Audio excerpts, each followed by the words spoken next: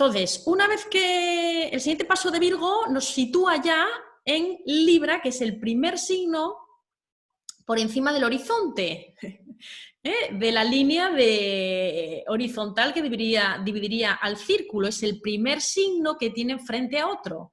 En este caso, Libra va a tener enfrente a Aries. Entonces, si Aries era el yo, ahora tiene enfrente al nosotros, lo que va a completar. Fijaros si son jóvenes los primeros que solo ven un polo de la situación, ¿no?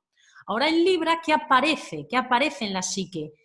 Por primera vez aparece otra persona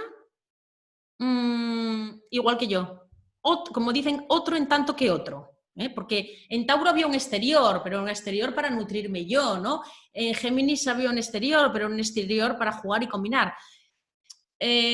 No había un otro en ese exterior. Eran exteriores en donde yo prácticamente era el ombligo del mundo, ¿no? A partir de Libra, Virgo es una transición, ¿no? Entre Dios, entre Leo, que es el ombligo del mundo, y ya la aparición literal de otro, ¿no?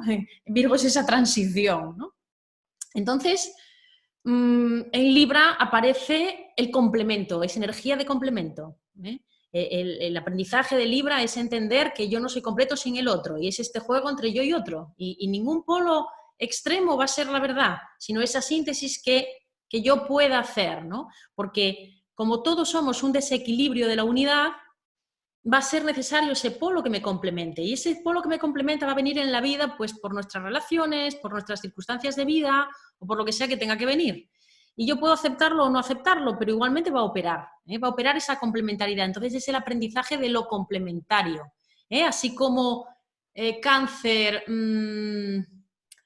cerraba, es una relación que protege y cierra, lo venusino, lo libriano, es una relación abierta, ¿no? Es esa apertura, es la musa, ¿no? Es Afrodita, es eso que se abre a despertar en el otro, eso que hace la chispa, es una energía mucho más complicada, ¿no? Ya estamos hablando, no de tú o yo, estamos hablando de vínculo ya, estamos hablando de una energía más complicada, ¿no?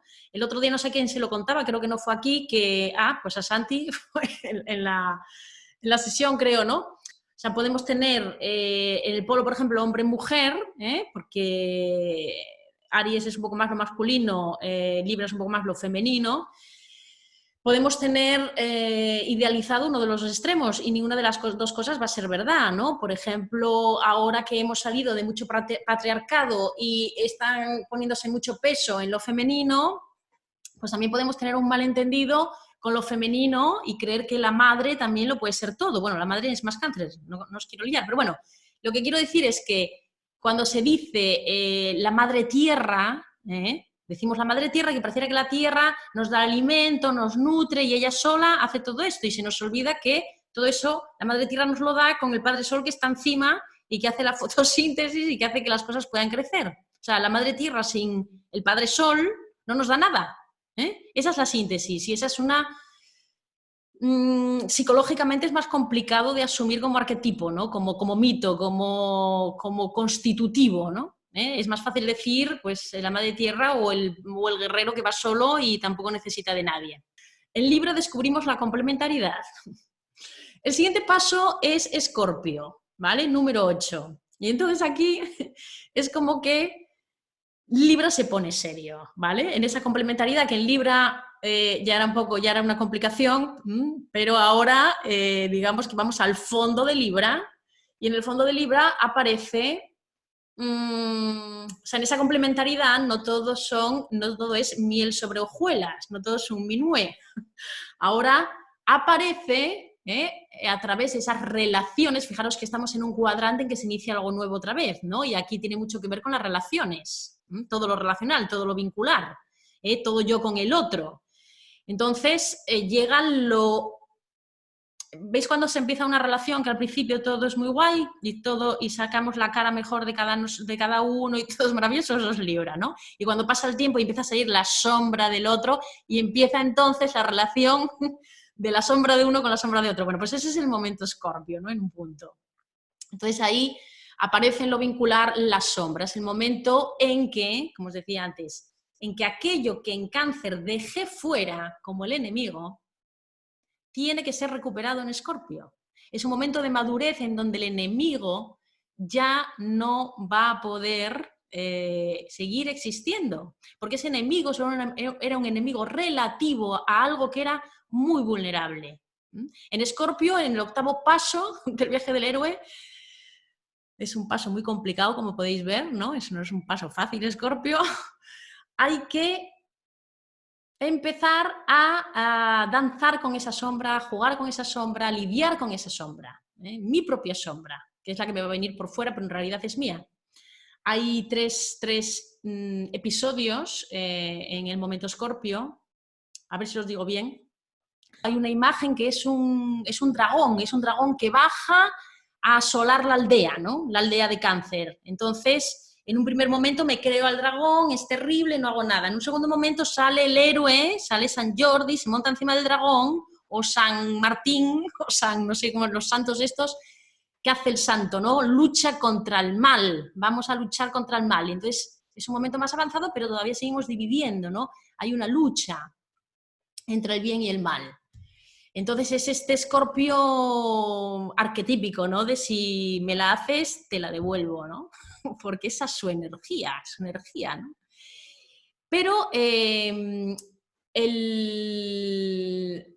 símbolo más elevado de Escorpio sería ya no el escorpión, sino el águila, ¿no? O el ave fénix, que es alguien que se eleva por encima de esa sombra. Es ese héroe que se da cuenta de que el enemigo es el mismo, ¿no? Es el momento en que se da cuenta de que el dragón es el mismo. Entonces el dragón va a seguir estando, ¿eh? No es que lo supere, no es que se sublime, no es que ahora solo exista el bien, es que ahora yo cabalgo encima del dragón y subo y bajo con él y me voy haciendo con ello, ¿eh? Me voy haciendo con ello porque todo eso que me viene por fuera y que obviamente me va a golpear, me va a dar miedo, me va a causar rechazo, hay que aprender a ver que es una polaridad negada.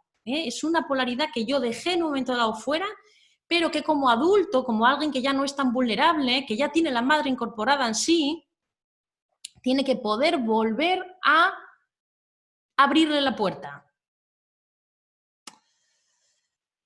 Es vencer el miedo, es dejar de resistir al miedo. Y por eso es un momento que se puede decir que es de transformación.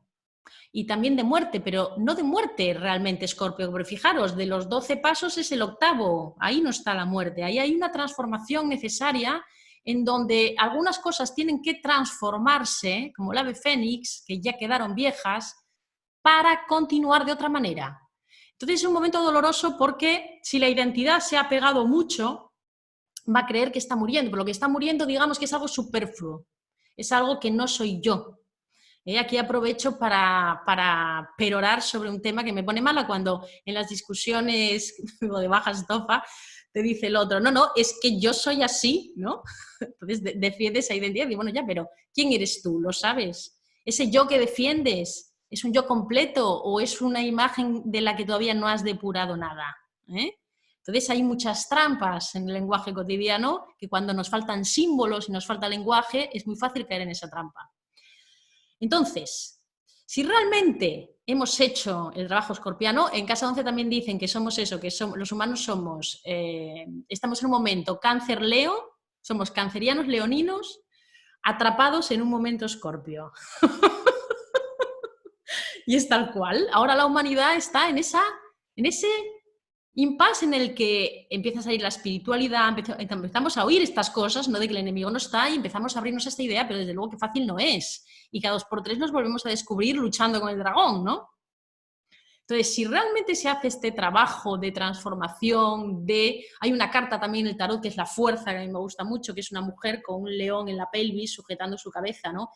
Ahora estoy yo con mi león, yo con mis pulsiones, yo con mis emociones, es muy emocional, es la pulsión, Escorpio, es todo el trauma, lo negado, lo tabú, la sexualidad. Bueno, no la sexualidad sensorial de Tauro, sino la sexualidad mental, ¿no? La fusión es otro tipo de sexualidad. Entonces, que también es el eje Tauro-Escorpio, que ya hablaremos de él. Entonces, si hemos hecho bien el paso Escorpio, cosa que no es nada fácil, podemos realmente llegar a la energía de Sagitario, que lo que significa es que he hecho una síntesis. Ahora puedo entender en Sagitario, fijaros que Sagitario está un caballo, un jinete sobre el caballo, con una flecha apuntando al cielo. Hay 3 niveles, ¿no? El más terrestre del caballo, el más mental del jinete y ese ideal que es la flecha, ¿no? Que representa el ideal de Sagitario. Es decir, en Sagitario lo que hemos descubierto es que hay diferentes niveles. Esto también lo dice un curso de milagros en las primeras páginas. Hay 3 niveles. Darle a Dios lo que es de Dios y al César lo que es del César. Y yo no puedo explicar en un nivel lo que es de otro nivel. Entonces, en Sagitario se comprende que lo que en un nivel puede parecer malo, temible o algo que no me apetece, que a mi identidad no me apetece, a otro nivel es necesario. Y por eso puede ser optimista. Puede ser optimista, se relaja, es un momento después del momento de espesor escorpiano. Sagitario es un momento de liberación, de optimismo, de confianza en la vida, de entender que todo tiene un propósito. Pero no es, todo tiene un propósito, todo está bien, todo se materializa, sin haber pasado por Escorpio, que entonces lo que es una negación del conflicto, que es lo que suele pasar con los sagitarianos, sobre todo si está en la luna, ¿no? O sea, no es lo mismo, todo está bien, todo es optimista, todo es happy, porque después de haber integrado realmente Escorpio, que sin haberlo integrado, uno es realmente un optimismo, lo otro es un rechazo del conflicto, es muy diferente. Y esto solo cada uno sabe, ¿no? Y todo esto solo es para tener elementos de observación más ricos, ¿no? Porque no es fácil moverse por esas arenas de las 1000 voces que tenemos dentro. Entonces, en Sagitario hay un sentido, hay una aceptación, porque incluso la muerte, incluso una enfermedad, incluso un revés de la vida, con el tiempo podemos darnos cuenta que gracias a eso nos dirigimos a un lado que de otra, o hemos mirado una puerta, una salida que de otra manera no hubiéramos mirado. Sí, en el momento no me consuela, me va a doler igual, pero cuando ya he pasado unas cuantas, se vive de otra manera, son herramientas. Empiezas a decir, bueno, no sé cómo, pero sé que esto tiene un propósito. Todavía no lo veo, todavía me duele, todavía me gustaría quitármelo de encima, pero sé que a un nivel, si ocurre, es porque tiene que ocurrir, ¿no? Y ahí se abre un poco de aire, Entonces, después de esta síntesis, después de este objetivo, después de haber encontrado mi propósito, podemos llegar a una nueva fase, a un nivel cuadrante que comienza, algo nuevo, que comienza con Capricornio. Y Capricornio es una energía de culminación, porque es el medio cielo, así como Cáncer era la base, la parte más baja donde toda la identidad se iba a forjar. En Cáncer empieza la forma, digamos, ¿no? La vida antes de Cáncer es muy energética. A partir de Cáncer empieza la forma y lo humano y la psique, ¿no? Y eso alcanza su culminación en Capricornio. Es la culminación de la forma. Es la forma más perfecta de construir algo. Y fijaros que la forma más perfecta de construir algo en sociedad, en el mundo, en lo social, ¿no? Es la casa de Capricornio, es el signo de Capricornio donde estamos viviendo ahora todo este derrumbe, ¿no? Capricornio es la forma más perfecta de hacer algo, es la ley. Bueno, la ley no, la ley es más bien Sagitario, pero Capricornio es ese que hace cumplir la ley, ¿no? Es el que respeta la ley. Ahora, un Capricornio real es una autoridad, una manera de construir que tiene en cuenta ese propósito de vida interno, eso que a mí me mueve, ¿no? Sagitariano, sino en lo que se convierte es un modelo a copiar o en algo rígido a lo que acoplarse. Entonces siempre tenemos la vibración y por otro la reacción psicológica de resistencia a una vibración porque me supera, ¿no? Y no tengo la madurez de los otros pasos para poder asumirla realmente. Entonces, Capricornio es las reglas, es eso que me permite calcular, pues, cómo construir un avión para que no se caiga, ¿no? La ciencia también está ahí, ¿no? Podríamos decir, la ciencia de Newton, ¿no? La que esto es así. Y nadie debería cambiar la máxima expresión, ¿no? de una regla y de lo que tiene que ser. Ahora, lo curioso es que esta culminación de la forma y esta culminación en lo social y de la identidad, podríamos decir también, esta culminación de la identidad tampoco es el final del camino. Tampoco es el final del camino. Incluso aquí yo a veces pienso que está este poder mental, ¿no? Este poder mental que realmente existe a veces, ¿no? Cuando uno se concentra mucho en algo, sí, esta magia, ¿no? Esta magia que uno puede actuar en el mundo desde una concentración muy firme en algo, ¿no? Pero ¿es eso lo más elevado de un ser humano, el poder manipular el exterior a su gusto? ¿O todavía es un poco inmaduro y todavía esconde un poco de miedo, ¿no? Digamos que más allá de Capricornio aparecen todavía 2 signos antes de cerrar el ciclo. El siguiente es Acuario, que me está hablando de un salto de plano, de una mutación, de algo nuevo. Aquí sí que hay un cambio de paradigma, ¿no? Pero fijaros, ¿cuándo Acuario puede darse? ¿Veis el refrán? Para saltarse las reglas, primero hay que conocerlas. Porque si no, lo que soy es un rebelde sin causa. Como decía Anguita, pobrecito que se murió ayer, le mandamos un saludo. Y hoy es sería el cumpleaños de Hammer, que también les mandamos un saludo, porque son dos referentes. Entonces, como decía Anguita, que estos revolucionarios, ¿no? que nunca han salido de las faldas de sus padres, ¿no? Que lo que había que darles 2 cachetadas, porque si viniera realmente un anarquista es lo que iba a hacer. Bueno, me acaba de venir esta idea, ¿no?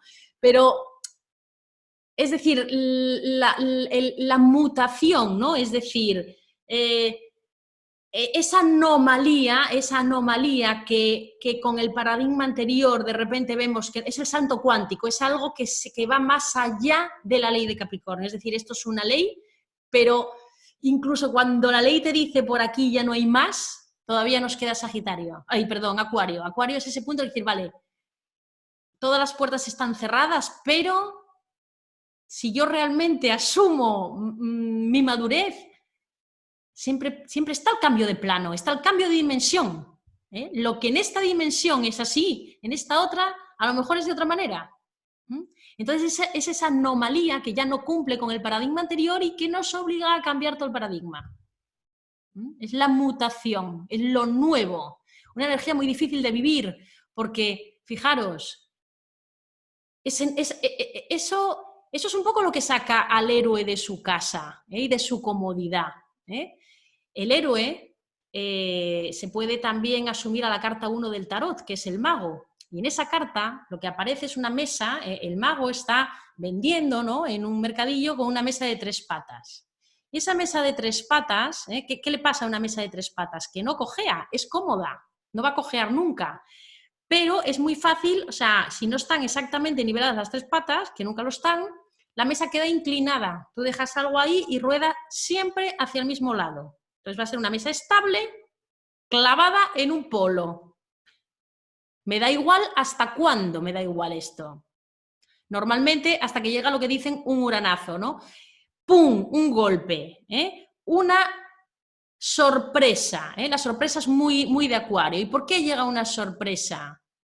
Porque yo no estoy ligado a mi totalidad. O sea, la sorpresa solo le llega al que está polarizado. Al que está viviendo en unidad, que por supuesto no estamos nadie, le llega la sorpresa, le tiene que llegar el drama que le obligue a hacer ese camino del héroe, para hacer una mesa de 4 patas, un poco más incómoda, pero capaz de oscilar, aunque sea un poco más incómodo, ahora estoy de aquí, ahora estoy de allá, y así voy haciendo una síntesis, ¿no? Lo imprevisto solo llega al que tiene una expectativa de que todo va a ser cómodo siempre. No hay que tener esta expectativa, hay que estar abiertos, o sea, nadie nos garantiza que la vida va a ser cómoda, y cuando nos llega la incomodidad nos quejamos con pataleta como si alguien nos hubiera afirmado alguna vez que íbamos a ser felices y comer perdices. Y finalmente dicen que Acuario es una segunda juventud, ¿no? Estos son signos cada vez más difíciles de explicar y seguramente no estoy diciéndolo del todo bien, pero vamos a dar una idea. Es un momento humanitario. En Acuario parece también, ya no es tan importante lo social, el estatus o esa cumbre, ¿no? a la que yo llego, sino que lo importante es cómo pongo yo esa ley al servicio de la humanidad. Es donde todos, desde nuestra individualidad más profunda, creamos una comunidad también muy profunda, en donde cada uno, sin tener que adaptarse al otro para ser amado, para ser ajustado, sino desde su propia diferencia, desde su propia individualidad, puede aportar algo al colectivo. Es ese grupo Acuario en donde todos colaboran por la humanidad y por el grupo, conservando su individualidad, ¿no? Antes de finalizar el viaje en Piscis, que ya es una caída de toda forma, una caída de toda diferencia, es ya el todos somos uno, es el misticismo, es el fondo del océano en donde nos disolvemos, en donde se disuelve la identidad tal y como la conocemos, pero queda en esa memoria, es una memoria colectiva, es la memoria más, por el inconsciente más profundo de la humanidad, está ahí, en esa casa 12, en donde todo lo que hemos vivido está guardado. Es como un disco duro del alma, esos anales acásicos, ¿no? En donde queda, en donde nada se pierde. Ahora, ¿por qué es necesario deshacer la forma, morir? Aquí sí que hay una muerte, ¿no? De una parte para volver a iniciar otro ciclo en Aries. Porque si no, no hubiéramos ido hacia adelante, ¿no? Como dice Caruti, seguiríamos en la caverna cazando el mamut. Pero cuando todo eso se suelta, ¿no? Y esa información puede meterse en un nuevo impulso, pero que digamos que es otra vuelta de la espiral, ¿no? Cada viaje tiene ya una experiencia detrás, no es que empezamos del 0-0 que partimos en la primera vuelta, Entonces volvemos a hacer otra vuelta y si no estamos muy del lado de la forma y ya nos hemos aprendido a identificar con la energía, que es muy pisciano, no nos dolerá esa muerte. Suelto todo, y eso que yo soy ya no es esa identidad, es algo más amorfo que no podemos comprenderlo con nuestra mente de ahora, ni siquiera se puede explicar, porque si por algo se caracteriza Piscis es por el silencio, y entonces todo lo que digamos de Piscis es erróneo por definición, pero nos aproximamos un poquito, ¿no? Es la materia de la que se construyen los mitos y los arquetipos, es esa resonancia universal con todo. La palabra de Piscis es consumación, consumación. Es muy difícil también en nuestra cultura porque no tenemos, así como los orientales tienen una cultura en donde esto está culturalmente, el soltar, el consumar. El consumar es agotar las formas en las que se expresa una energía pura para entender la esencia de esa energía. En Piscis me quedo con lo esencial. Y toda forma, toda imagen con la que yo representaba esa energía abstracta, y que es un arquetipo, pero no es del todo exacto, digamos que a cada vuelta voy viviendo la energía más finamente, porque no todas las imágenes que nos hacemos de una energía la representan realmente, ¿no? Entonces, aquí tenemos la consumación. Es la desilusión, también está la desilusión en Piscis, ¿no? Hay que desilusionarse de algunas formas para acceder a la libertad de conectar con la esencia de una energía. Al principio hay una melancolía, una desilusión, pero después lo que hay es una libertad de soltar las formas y de poder entender la esencia más global de una energía. Bueno, espero que con las charlas sucesivas vayamos a todos comprendiendo mejor. Ya os digo que los últimos signos ya son muy complicados.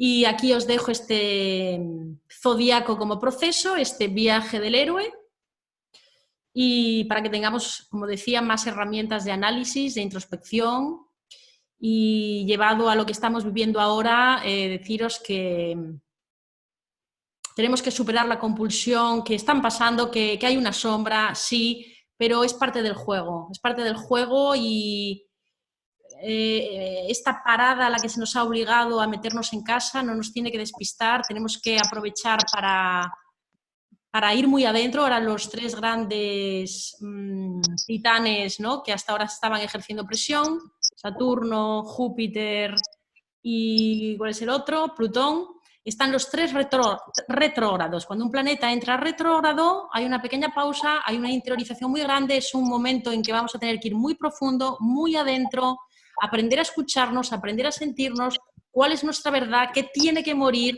qué tiene que cambiar, porque por lo que se ve vienen tiempos, o sea, lo que queda de año, si hasta ahora ha sido duro, creo que es más intenso todavía, ¿no? Y que ahora hay un pequeño asueto y que como no estemos dispuestos a resetearnos, a cambiar de actitud, a coger eso que teníamos postergado, no sé qué puede ser para cada uno, puede azotarnos mucho el imprevisto, ¿no? Puede azotarnos mucho el imprevisto. No esperemos a que el agua esté al cuello y tratemos de sintonizar mucho con nuestra verdad y de al menos confiar en que todo miedo es trascendible, aunque todavía no sepamos cómo, ¿no? No dejarnos convencer demasiado por eso tan temible, porque en última instancia, y todo ese proceso interno, esa energía que somos, es intocable. Entonces, por ahí yo es lo que suelo utilizar cuando estoy presa del horror, y os digo que caigo presa del horror, mucho no es que sea una valiente ni mucho menos, yo lo que hago es ponerme lo peor. Y cuando me doy cuenta que lo peor no es para tanto, empiezo a ascender.